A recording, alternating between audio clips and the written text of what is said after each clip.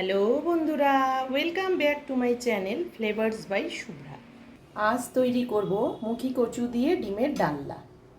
মুখী কচু দিয়ে ডিমের ডালনাটা তৈরি করার জন্য ডিম আর আলু আমি সেদ্ধ করে নিয়েছি মুখী কচু এইভাবে একটু দুখণ্ড করে কেটে নিয়েছি। আর এখানে নিয়েছি টমেটোর পেস্ট, পেঁয়াজ কুচি, এখানে নিয়েছি আদা, রসুন, শুকনো লঙ্কা আর কাঁচা লঙ্কার পেস্ট, আর নিয়েছি 2 চামচ টক দই। বর্ষার দিন লঙ্কাগুলোর ঝাল বেশি হয় না দেখে একটু শুকনো লঙ্কা দিয়েছি।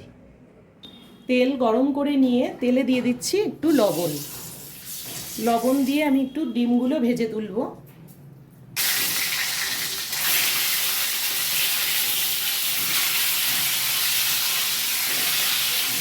ডিমগুলো লাল করে ভাজা হয়ে গেছে, এবার তুলে নেব।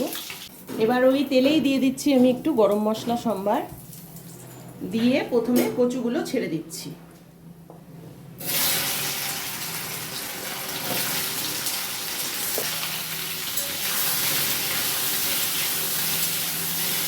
কচুর মধ্যে দিয়ে দিচ্ছি লবণ আর হলুদ গুঁড়ো। কচুটা অনেকক্ষণ ধরে ভাজা হবে, কচুটা যেহেতু সেদ্ধ করিনি ওই জন্য এটা আগেই দিয়ে দিলাম। কচুগুলো বেশ কিছুক্ষণ ভেজে নিয়ে এবার দিয়ে দিচ্ছি পেঁয়াজ কুচি।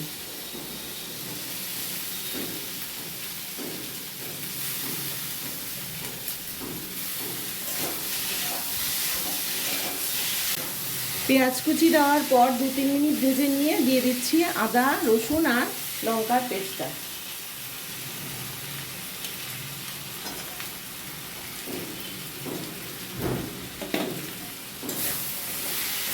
এবারে দিচ্ছি টমেটো পেস্ট।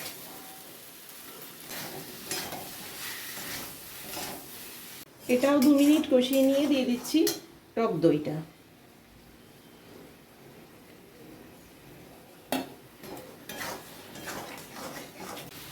5-7 মিনিট ভালো করে কষিয়ে নেওয়ার পর দিয়ে দেব জল। যেহেতু আলুটা সেদ্ধ করা আছে, আলুটা আমি পরে দিচ্ছি। জল দিয়ে একটু কচুটা সেদ্ধ করে নেব।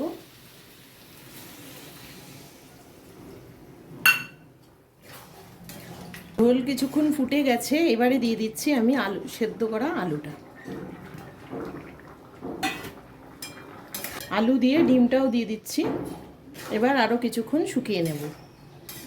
সবশেষে দিচ্ছি 1 চামচ চিনি। অনেকটাই টক দেওয়া আছে, সেই জন্য চিনিটা দিতেই হবে। কচু দিয়ে ডিমের ডালনাটা রেডি হয়ে গেছে, এবার আমি তুলে নেব।